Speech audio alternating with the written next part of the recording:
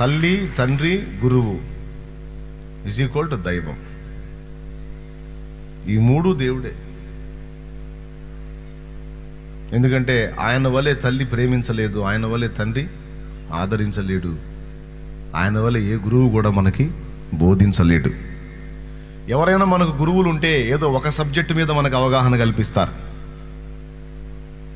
మనం చదువుకునే రోజుల్లో హై స్కూల్కి వెళ్తే పీరియడ్స్ ఉంటాయి. ఫస్ట్ పీరియడ్, రెండో పీరియడ్, మూడో పీరియడ్, నాలుగో, అట్లా పీరియడ్స్ ఉంటాయి. ఒక్కొక్క సబ్జెక్టు బోధిస్తారు వచ్చి.